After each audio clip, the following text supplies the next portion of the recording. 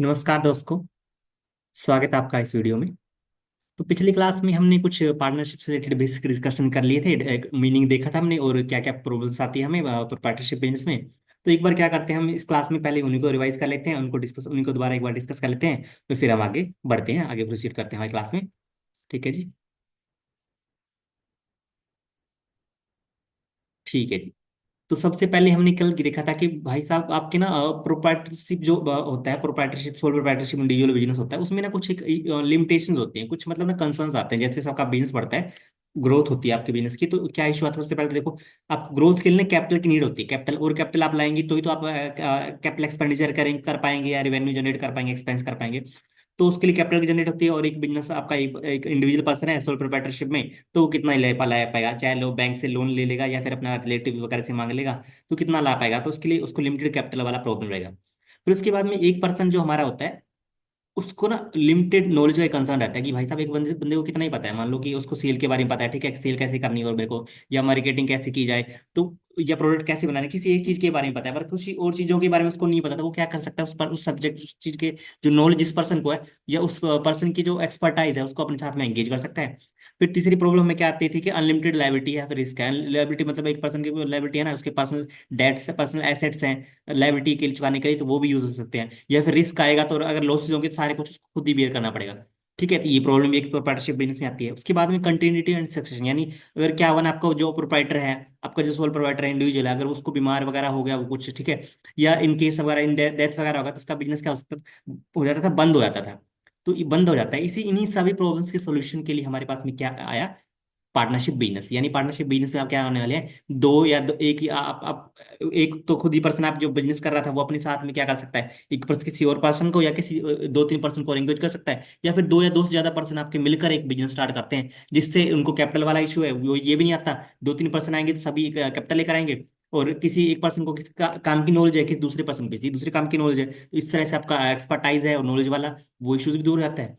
फिर लाइबिलिटी और जो रिस्क होता है उसको सभी क्या कर लेते हैं, शेयर करते हैं। तो इस वजह से आपका क्या अनलिमिटेड लाइबिलिटी और रिस्क वाला ये इशू आता था, ये भी सोल्व जाता है। हाउएवर जो लाइबिलिटी अभी अभी भी आपकी अनलिमिटेड रहने वाली है, क्योंकि पार्टनर्स के एसेट, और ये अभी भी मतलब क्या है कि अगर कोई लाइबिलिटी आती है आपकी, उसको पे करने के लिए बिक सकते हैं आपके, वो सारे जा सकते हैं उसमें।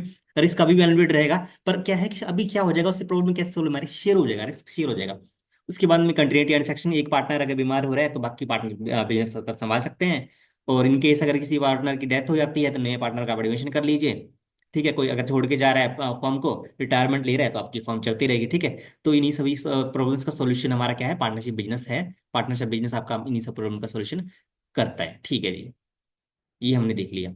उसके बाद में हम आते हैं पार्टनरशिप के मीनिंग पे। पार्टनरशिप का बिजनेस का जो मीनिंग है, पार्टनरशिप बिजनेस का, उसका मीनिंग क्या है। मीनिंग हमने क्या देखा कि जब टू और मोर पर्सन्स एग्री, एग्रीमेंट चाहे आपका ये ओरल हो या फिर रिटर्न हो सकता है, to do lawful business and share its profit and loss. यानी पार्टनरशिप बिजनेस क्या हो गया, जब दो या दो से ज्यादा पर्सन एग्री करते हैं ओरली या रिटर्न, और विदर वेदर ओरल या फिर रिटर्न में आपका एक लॉफुल बिजनेस करने का, यानी वो बिजनेस लॉफुल नॉलेज कुछ इलीगल नहीं करने का। दो तीन मिलके बंदे मिलके इधर गैंग चला रहे हैं तो ऐसा नहीं करना। ठीक है, ये वाला आपका लॉफुल नहीं रहेगा, इलीगल रहेगा।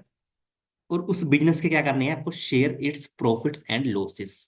ठीक है, तो ये आपका क्या हो जाएगा, पार्टनरशिप बिजनेस का मीनिंग हो गया। दो या दो से ज्यादा पर्सन होने चाहिए, यानी मिनिमम दो मेंबर तो इधर में होने ही चाहिए। मतलब दो पर्सन मिलके, यानी एक आदमी खुद के साथ नहीं, मैं और मेरी आत्मा आपस में मिलकर क्या करने, पार्टनरशिप बिजनेस कर रहे हैं, ऐसा नहीं चलेगा। ठीक है जी। ठीक है, उसके बाद में एग्रीमेंट होना चाहिए उन दोनों के बीच में। एग्रीमेंट आपका क्या हो सकता है, ओरल भी हो सकता है, और उधर में आपका रिटर्न भी हो सकता है। ठीक है, रिटर्न को हम क्या कहते हैं, वो हम आने वाले सब्सिक्वेंट जो हमारे डिस्कशन रहने वाले हैं आज और डिस्कशन हम करने वाले हैं, उनमें देखेंगे रिटर्न जो डॉक्यूमेंट होता है उसको हम क्या कहते हैं। और ओरल और रिटर्न डॉक्यूमेंट के जो आपका हमारे बीच में जो रिटर्न एग्रीमेंट रहता है, उससे क्या फायदे हैं, रिटर्न एग्रीमेंट होना क्यों जरूरी है, और क्या एडेड वैल्यू देता है आपके इस पार्टनरशिप बिजनेस को, वो हमने देखना है। ठीक है जी, ये बात होगी होगी हमारी। फिर लोफुल बिजनेस करना है आपको, और उसके शेयर जो उसके प्रॉफिट एंड लॉस हैं उनको पार्टनर्स आपस में मिलकर शेयर करेंगे। ठीक है जी। ठीक है, अब जो पर्सन्स आपके इंडिविजुअली पार्टनरशिप, जो पर्सन्स आपके पार्टनरशिप बिजनेस में आ रहे हैं इंडिविजुअली, हम उन्हें कहते हैं पार्टनर्स। यानी ये एक ये पार्टनर होगा आपका, ठीक है, और एक ये पार्टनर हो गया।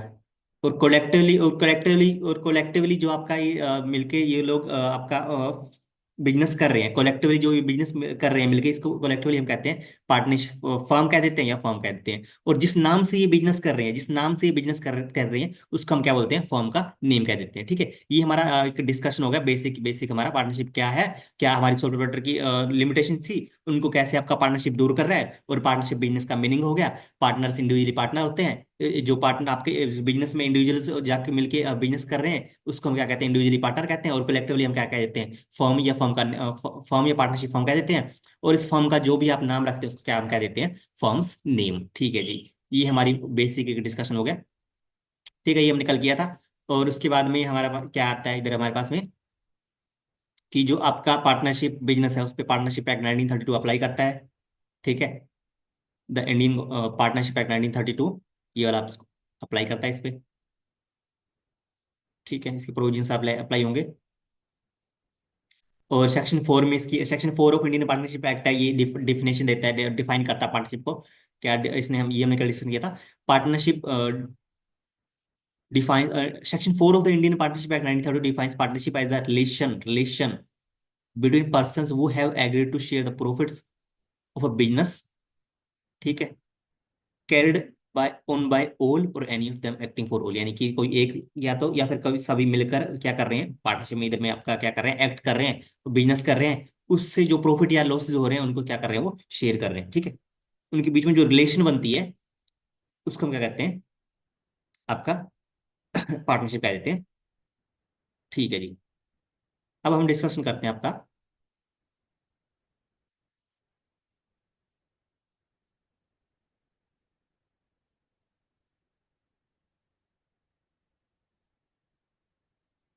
अब हम डिस्कशन करते हैं हमारे पार्टनरशिप बिजनेस के फीचर्स का। ठीक है जी।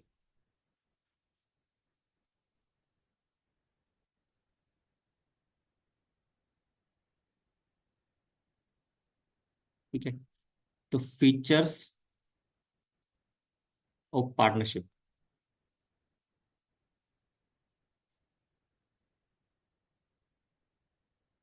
ठीक है, सबसे पहली बात, टू और मोर पर्सन, यानी कि पहले सबसे पहले का फीचर क्या है, फीचर या फिर अब मैं बेसिक पार्टनरशिप के बात यह है, पार्टनरशिप का एग्जिस्टेंस में ही तब आती है जब दो से ज्यादा पर्सन आपके मिलकर साथ में आ रहे हैं लॉफुल बिजनेस करने के लिए और उसके प्रॉफिट एंड लॉस बांटने के लिए। यानी दो या 200% ज्यादा पर्सन तो होनी चाहिए। ठीक है, इधर में ये लिखा है, in order to form partnership there should be at least two person coming together for a common goal, किसी कॉमन गोल के लिए आने चाहिए। ठीक है जी। In other words the minimum number of partners in a firm can be two. ठीक है, ये बात मिनिमम आपका 2 हो सकता है। ठीक है, मिनिमम तो हमने डिस्कस, अब उसके बाद मैक्सिमम कितना होगा, मैक्सिमम नंबर कितना हो सकता है, limit on the maximum number पर लिमिट है by the virtue of section 464। ये इधर में नहीं है, पार्टनरशिप जो आपका पार्टनरशिप एक्ट है उसमें नहीं लिखा हुआ, पर ये लिमिट किधर से आती है, section 464 the companies act 2013। Companies act 2013 है जो उसका सेक्शन 464 है, वो लिमिट आपका बताता है। ठीक है, उधर से, the central government is empowered to prescribe maximum number of partners in a firm, but the number of partners can not be more than 100। यानी कि सेंट्रल गवर्नमेंट है। अब ये ना इधर से एक सीयूटी का क्वेश्चन उठ गया था लास्ट ईयर में, क्या हुआ, सीयूटी का एक क्वेश्चन उठ गया इधर से कि ये पार्टनरशिप फॉर्म में ही जो लिमिट प्रेस्क्राइब करने का जो एक पावर है, कौन प्रेस्क्राइब करता है, तो इसमें क्या आता है, central government. Section 464 of the companies act है, उसके थ्रू सेंट्रल गवर्नमेंट क्या करती है, एम्पावर्ड है to prescribe the maximum number of partners. ठीक है, in a firm, maximum number of partner in a firm में वो आपके प्रेस्क्राइब कर सकते हैं। But the number of partners can not be more than, यानी वो जितने ही प्रेस्क्राइब करें वो 100 से ज्यादा नहीं होनी चाहिए। मतलब अभी प्रेस्क्राइब वो कितना कर सकते हैं, 100 कर सकते हैं।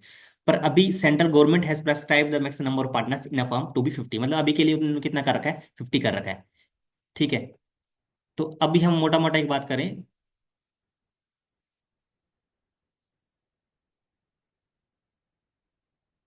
ठीक है, मोटा मोटा अगर हम बात करें, एक मिनिमम आपका 2 हो गया, और मैक्सिमम आपका कितना होगा, 50 हो गया जी। ठीक है, प्रेस्क्राइब सो कर सकती है central government companies act 460 section 464 के थ्रू, पर अभी उन्होंने 50 ही कर रखा है, तो 100 और 50 में कंफ्यूज नहीं होने का। 50 उन्होंने कर रखा है और 100 वो मैक्सिमम कर सकते हैं। ठीक है जी। ठीक है, तो ये हो गया। अब ऐसा अगर आपका एक क्वेश्चन दिखे कि ये सेंट्रल की पार्टनर्स की मैक्सिमम लिमिट कितना, 50 जो प्रेस्क्राइब किसने कर रखा है, तो उधर आपको क्या कर रखना है, कहाँ से कर रखा है, सेंट्रल गवर्नमेंट ने कर रखा है, और किसके थ्रू कर रखा है, section 464 of the companies act 2013 के थ्रू कर रखा है। ठीक है जी, ये पहला हमारा फीचर कंप्लीट होता है इसका। ठीक है, now coming to the next feature, agreement.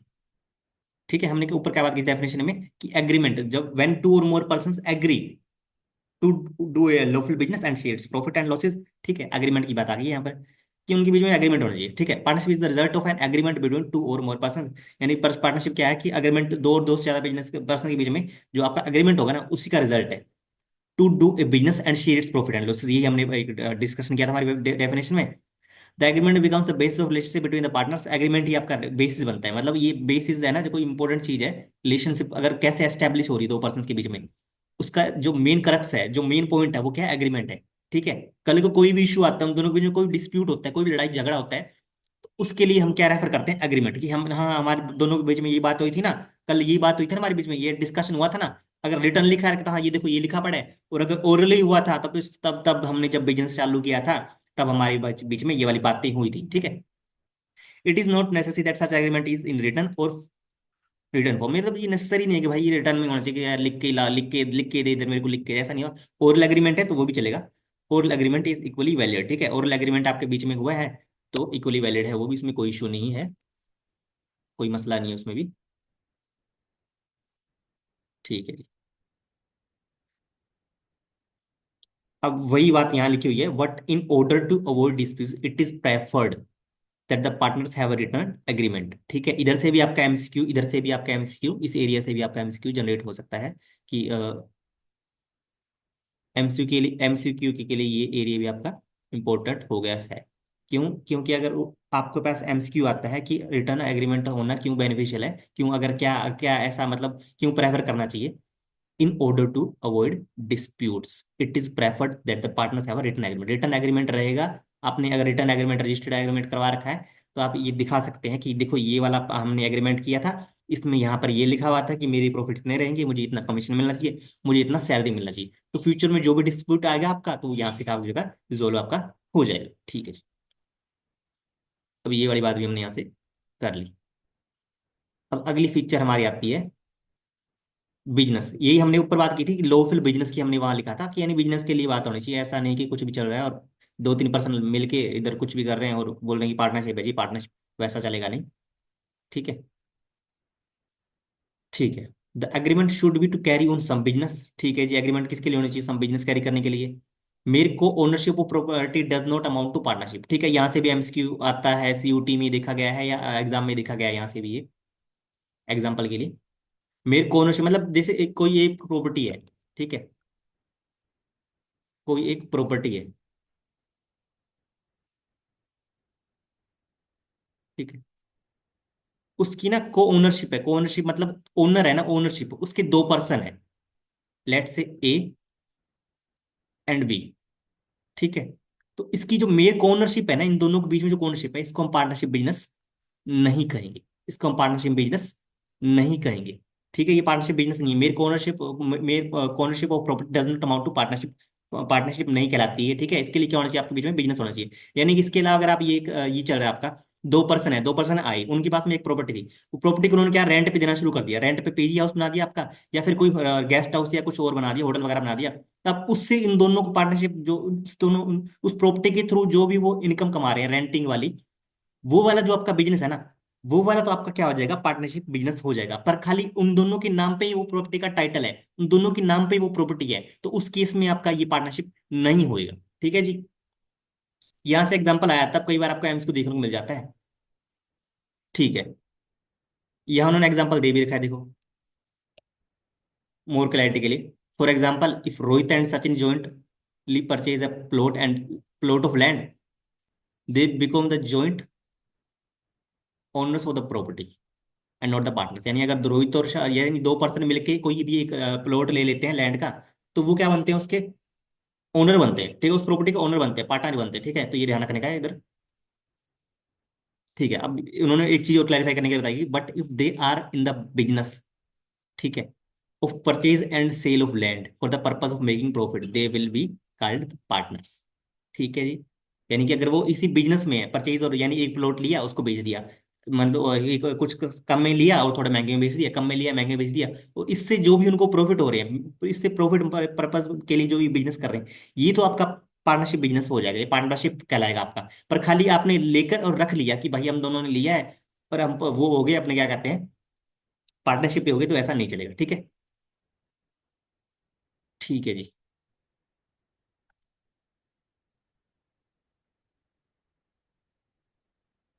अब अगला फीचर हमारा आता है म्यूचुअल एजेंसी का।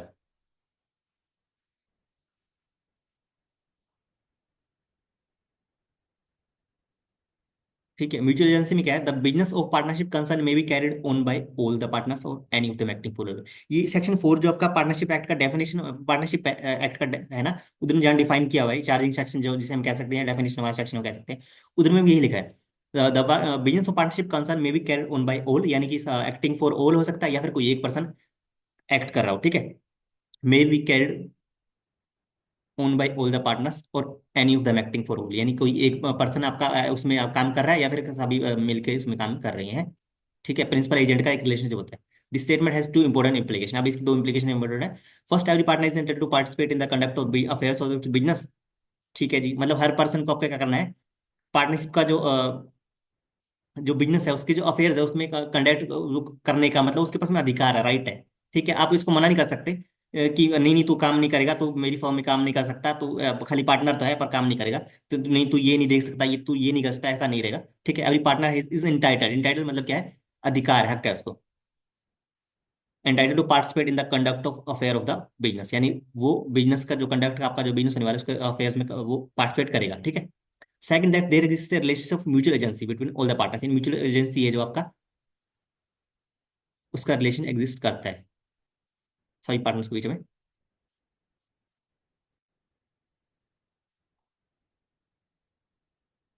ठीक है। ठीक है, अब यही बात यहाँ आ गई, each partner carrying on the business is the principal as well as the agent, यानी वो प्रिंसिपल भी है और एजेंट भी है for all the other partners. ठीक है, यानी उसके जो किस वो कोई एक्ट कर रहा है तो उससे फर्म बाइंड है, और फर्म जो कोई एक्ट कर रही है तो उससे क्या है कि वो भी बाइंड है। He can bind other partners by his acts, यही बात हमने अभी करी है, he can bind the others partners by his acts and also is bound by the acts of other partners, यानी वो उसके फर्म जो फर्म है वो उसके एक्ट से बाउंड है, और जो अदर पार्टनर्स हैं वो भी उसके एक्ट से बाउंड है, और वो खुद क्या है, अदर पार्टनर्स के एक्ट से बाउंड है। यानी अगर वो पार्टनर्स अगर कुछ बिजनेस कर रहे हैं, किसने लोन वगैरह लिया है फर्म के नेम पे, ठीक है, तो वो कल को मना नहीं कर सकता कि भाई नहीं नहीं मैं तो नहीं दूंगा, मैंने तो नहीं लिया था, नहीं, पर तू पार्टनर है तो you are partner in the partnership firm, so you are also bound in this case. ठीक है।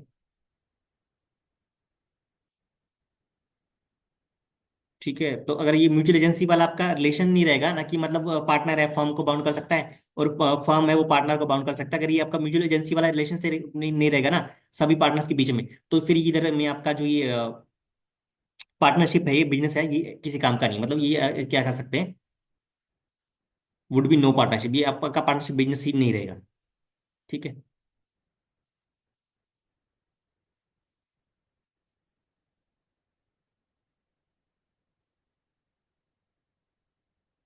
ठीक है जी, उसके बाद में एक और फीचर हमारा आता है शेयरिंग ऑफ प्रॉफिट का। ठीक है।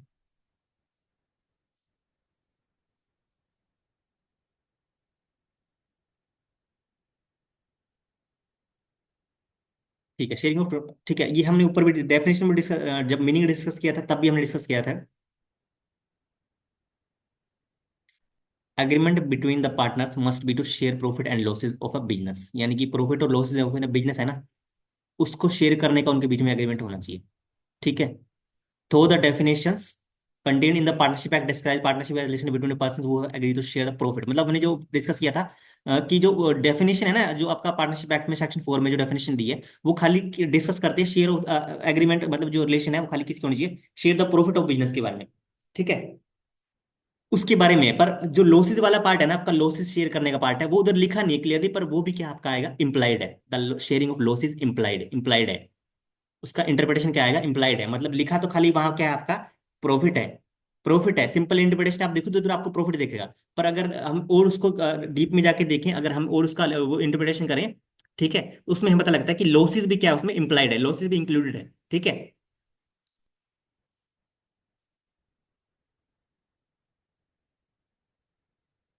ठीक है, अब यहाँ उन्होंने एक बात बताई कि if some person join hands for the purpose of some charitable activity it will not be termed as partnership. ठीक है, यानी अगर कोई तीन चार पर्सन मिलके आते हैं कि हम चैरिटेबल पर्पज के लिए काम करेंगे, समाज सेवा के लिए काम करेंगे, तो वो आपका पार्टनरशिप बिजनेस नहीं रहेगा, क्योंकि वहाँ शेयरिंग ऑफ प्रॉफिट्स का एलिमेंट जो है वो क्या है, मिसिंग है। ठीक है जी।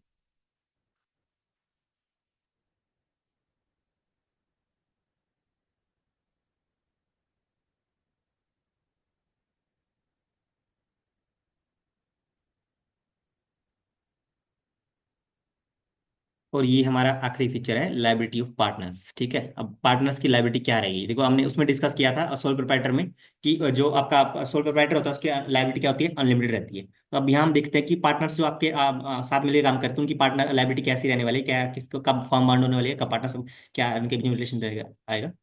ठीक है, each partner is liable jointly with all other partners and also severally liable to third party for all the acts of the firm done while he is a partner। ठीक है, अब यहाँ हम देखते हैं क्या है। ठीक है, जो भी आपका पार्टनर है ना वो क्या है, लाइबल है जॉइंटली। जॉइंटली मतलब ऑल अदर पार्टनर के साथ में वो जॉइंटली लाइबल रहेगा। And also severally to the third party, यानी सर्वर जॉइंटली और सर्वरली थर्ड पार्टी है उसको लाइबल रहेगा, आपका पार्टनर है, for all the acts of the firm. Firm के जो भी एक्ट्स हैं, जो भी फर्म ने बिजनेस किया, जो भी फर्म ने उस टाइम पे जो भी उसने एक्ट कोई एग्रीमेंट हुआ, कोई आपका कुछ भी कॉन्ट्रैक्ट हुआ उस टाइम पे, जो भी आपका लायबिलिटी बनेगा, ठीक है, उसके लिए क्या है, ईच पार्टनर जॉइंटली और सेवरली लायबल रहेगा। Done while he is a partner, जब तक वो पार्टनर था ना, जब तक यानी जब तक वो पार्टनर था ना उस टाइम जो भी फर्म की एक्टिविटी है उसमें जो भी फर्म पे डेप्ट आ रहा है, कोई भी एग्रीमेंट हो रहा है कि कहीं भी फर्म को पे करना पड़ रहा है, ठीक है, पे करना पड़ेगा उसकी एक्ट वजह से या किसी और पार्टनर की एक्ट वजह से, उसमें क्या है वो जॉइंटली एंड सभी पार्टनर के साथ में जॉइंटली एंड सर्वली लायबल रहेगा। ठीक है, not only that the liability of partner for acts of the firm is also unlimited, मतलब उसकी लायबिलिटी है ना वो अनलिमिटेड है, मतलब उसकी जो पर्सनल एसेट्स है ना, पर्सनल एसेट्स है फर्म का डेब्ट पे करने के लिए वही बिक सकते हैं, अनलिमिटेड लायबिलिटी रहेगी। इधर में भी वही चीज है, पर यहाँ क्या होता है ना कि शेयर लायबिलिटी शेयर हो जाती है। अनलिमिटेड लायबिलिटी इधर भी है उस इंडिविजुअल पर्सन की और उधर में भी थी, पर यहाँ लायबिलिटी आके आपस में बढ़ जाती है। ठीक है, this implies that the private assets can also be used for paying of the firm's debt, यानी फर्म का जो कर्जा है उसको पे करने के लिए आपका जो पार्टनर है उसके प्राइवेट एसेट्स हैं वो भी साथ में इंक्लूड हो सकते हैं। ठीक है, यानी मान लो जैसे मान लो कि फर्म पे दो पार्टनर थे फर्म में, ठीक है, ए और बी। फर्म पे मान लो 1 लाख रुपए का आपका डेप्ट है, ठीक है, 1 लाख का कर्जा है, और सारा फर्म का जितना एसेट वगैरह था ना सारा देने के बाद में अब आपके पास में कुछ नहीं बचा, तो अब ए और बी है ना, ये देना तो पड़ेगा भाई को, ये सामने वाला पर्सन मांग रहे तो कहाँ से लाएंगे, फिर वो क्या करेंगे, अपना पर्सनल एसेट्स है उनका जो प्राइवेट एसेट्स है, पर्सनल या प्राइवेट एसेट्स है, प्राइवेट एसेट्स, ठीक है, उससे बेचकर फिर ये पैसा क्या होगा, पे किया जाएगा। ठीक है, तो ये हमने फीचर डिस्कस कर ली। तो ये एमसीक्यू के लिए आपके क्या हो सकती है, इंपॉर्टेंट हो सकती है। टू और मोर पर्सन वाला यहाँ से मैक्सिमम कितना हो सकता है और कौन प्रेस्क्राइब करता है, ठीक है, एक तो ये आपका एमसीक्यू के लिए इंपॉर्टेंट हो जाएगा टू और मोर पर्सन वाला। ठीक है, एमसीक्यू, उसके बाद में एग्रीमेंट होना चाहिए इधर में, ठीक है, एग्रीमेंट रिटर्न या और कुछ भी हो सकता है। ठीक है, फिर बिजनेस होना चाहिए आपका, मतलब यहाँ भी हमने एक देखा था एमसीक्यू के लिए एक इंपॉर्टेंट चीज क्या है यहाँ, डिस्प्यूट वाली बात हमने एग्रीमेंट में देखी, अगर एग्रीमेंट होना, रिटर्न एग्रीमेंट होना क्या बेनिफिट है।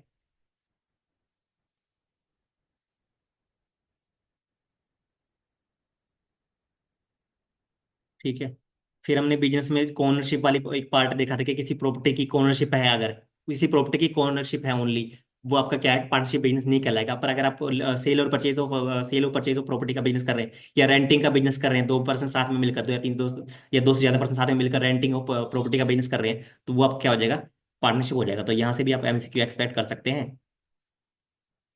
ठीक है, फिर म्यूचुअल एजेंसी वाला हो गया। म्यूचुअल एजेंसी में भी हम क्या कर सकते हैं, म्यूचुअल एजेंसी प्रिंसिपल है यहाँ, मतलब ये सारा है ना, सारा पॉइंट है आपका, जितना भी पॉइंट है ये सारा ही एमसीक्यू के लिए इंपॉर्टेंट है। मतलब फीचर्स वाला पार्ट है ना, फीचर आप कॉन्सेप्चुअली मतलब आपको समझना पड़ेगा, एक्सपेक्ट एक्सपेक्ट जो ना, जो आपका पार्टनरशिप का कोर है, पार्टनरशिप बिजनेस कैसे एग्जिस्टेंस में आ रहा है और क्या क्या उसके फीचर्स हैं, क्या क्या कॉन्सेप्ट है बेसिक, वो सारी बातें नहीं, फीचर आपकी क्लैरिटी कराती हैं कहाँ से क्या उठ रहा है, क्या आ रहा है। ठीक है, मोटी मोटी आपको जो एक नॉलेज होनी चाहिए पार्टनरशिप बिजनेस के बारे में, यहाँ से आपको पता लगता है इससे। ठीक है। अब उसके बाद में पार्टनरशिप डीड आता है हमारा। ठीक है। Provisions of partnership act 11 for accounting ये आते हैं। तो फिर अभी ना, अभी के लिए हम इस क्लास को यहीं ओवर कर देते हैं। और इस क्लास में हम इतना ही डिस्कस करते हैं, फिर क्या कि ओवरलोड हो जाएगा ना, फिर अब बाकी नेक्स्ट क्लास में डिस्कस करते हैं। तो आज की क्लास में हमने क्या लिमिटेशन ऑफ सोल प्रोप्राइटरशिप चालू किया कि भाई क्या क्या लिमिटेशन आ रही है आपकी सोल प्रोप्राइटरशिप बिजनेस की, किस वजह से हमारा ये पार्टनरशिप बिजनेस एग्जिस्टेंस में आता है। फिर मीनिंग देखा। फिर पार्टनर्स, पार्टनर्स इंडिविजुअली पार्टनर्स, और फिर पार्टनरशिप फर्म होगा आपका, उसका नेम पार्टनरशिप फर्म का नेम हो जाएगा, फर्म्स नेम आ गया आपका। और फिर हमने क्या देखी, फीचर्स देखी। ठीक है। फीचर्स में आपका हमने क्या देखा कि 2 और मोर पर्सन होने चाहिए। मिनिमम आपका पार्टनर कितना हो सकता है, 2 मैक्सिमम 50 हो सकता है। सेंट्रल गवर्नमेंट ने 100 तक प्रेस्क्राइब करने का सेंट्रल गवर्नमेंट के पास में पावर है। पर अभी उन्होंने कितना कर रखा है, मिनिमम 50 का रखा है, section 464 of the companies act 2013 के थ्रू। ठीक है। फिर आपका एग्रीमेंट होना चाहिए, रिटर्न और ओरली दोनों में से कुछ भी हो सकता है। आप का बिजनेस होना चाहिए। ठीक है। जो पार्टनरशिप फर्म या बिजनेस जो भी पार्टनरशिप का जो स्टार्ट करें पर्सन, दो या दोस्तों से, या टू और टू मोर देन 2 पर्सन मिलकर, तो वो वहाँ क्या होना चाहिए, बिजनेस एलिमेंट होना चाहिए, लॉफुल बिजनेस होना चाहिए। ठीक है। और दो यहाँ लिखा नहीं होना चाहिए, पर वो इम्प्लाइड है, वो एज पर इंडियन मतलब लॉ है ना। वो कोई भी काम अगर आप कर रहे हैं वो लॉफुली करेंगे, अगर कुछ भी अनलॉफुल कर रहे हैं तो वो इलीगल हो जाएगा। तो उस केस में आपको तिहाड़ के लाइव दर्शन करने पड़ सकते हैं। ठीक है। देन फिर आपके म्यूचुअल एजेंसी वाली बात आ गई कि पार्टनरशिप के लिए प्रिंसिपल और एजेंट का जो एक रिलेशन होता है ना, वो एग्जिस्टेंस होना चाहिए। शेयरिंग ऑफ प्रॉफिट की बात आती है। ठीक है। शेयरिंग ऑफ प्रॉफिट में क्या है कि जो आपका एक्ट है, पार्टनरशिप एक्ट है, उधर में खाली शेयरिंग ऑफ प्रॉफिट की बात की हुई है सेक्शन 4 में। पर जो शेयरिंग ऑफ लॉसेज है वो इम्प्लाइड है। ठीक है। देन आपका लायबिलिटी ऑफ पार्टनर्स आता है। लायबिलिटी ऑफ पार्टनर्स में सभी पार्टनर्स जॉइंटली और सेवरली लाइबल रहेंगे फर्म के एक्ट्स के लिए, और फर्म लाइबल रहेगी पार्टनर्स के एक्ट के लिए। ठीक है। और इसमें क्या है, लाइबिलिटी इधर भी क्या है आपकी, अनलिमिटेड लाइबिलिटी है, यानी जो आपके पार्टनर है उनके private asset can also be used for paying off the debts, firm's debts. ठीक है। तो ये सब हमने आज डिस्कस किया इस क्लास में। आई होप आपने चीजों को अंडरस्टैंड किया होगा, समझा होगा। ठीक है। तो बाकी अब नेक्स्ट क्लास में डिस्कस करते हैं। Okay everyone, thanks guys.